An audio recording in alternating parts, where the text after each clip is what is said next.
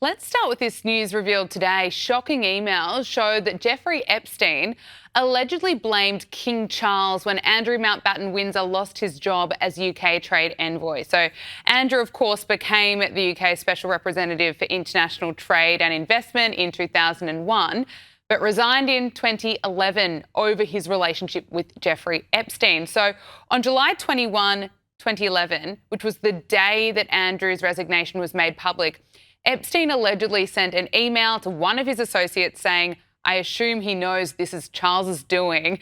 Esther, I mean, that's pretty extraordinary. What more can you tell us? Well, from that email exchange, it's clear that Jeffrey Epstein was so confident that Prince Andrew was in his pocket. And actually, at the time, it was alleged that he resigned because of his links to Jeffrey Epstein and because of that infamous picture of Prince Andrew, or the former Prince Andrew, coming out of Jeffrey Epstein's flat in New York. Now, we've also heard from the UK's current Secretary of Trade that he actually lobbied for Prince Andrew to have that role removed because he showed utter disrespect and disinterest in his role, particularly once kind of striking moment where he was engaging with some schoolboys as part of his role as trade envoy. And he was allegedly very disinterested and kind of showed a level of disdain that was not acceptable for a working royal. And you have to understand how big a deal that is, because all the royals do is PR. All they do is engage with the public. They're basically professional ambassadors. For it to be said that Prince Andrew showed a level of disdain and disinterest in the people that he was engaging with in his capacity on behalf of the royal family and as a public servant is quite damning.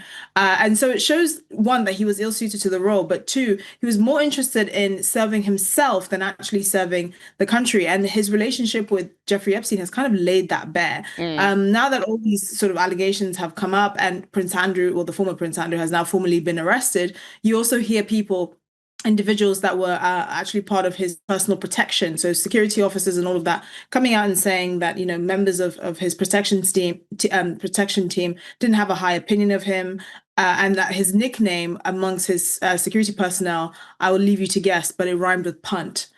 So he wasn't thought of very highly. And this is just shows that, you know, his relationship with Jeffrey Epstein clearly was more important to him than actually doing his role in serving the country. Well, King Charles's brother, Prince Edward, was supposed to be joining King Charles for a major event, but he was forced to pull out at the last minute.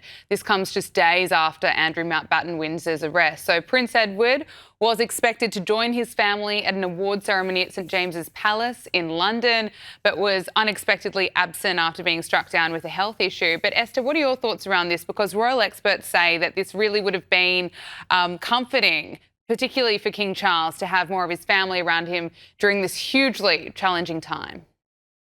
Yes, and I think what this laid bare is how thin there are in terms of working royals on the ground. There are very few of them.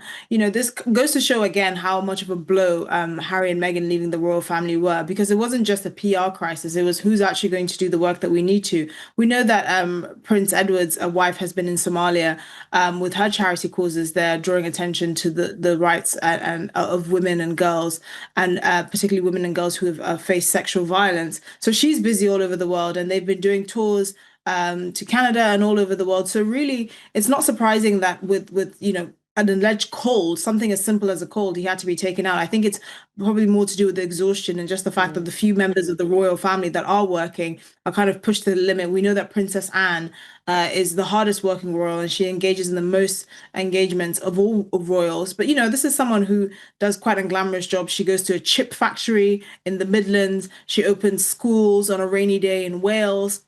It's not the kind of glamorous work that most people associate with the royal family, but that is the overwhelming majority of what they do. And unfortunately, coupled with the former Prince Andrew's arrest this week, a lot of attention has been diverted from their usual duties to this disgraced former prince who has no judgment and was just basically fulfilling his role in public duties in a way to just line his own pockets, really.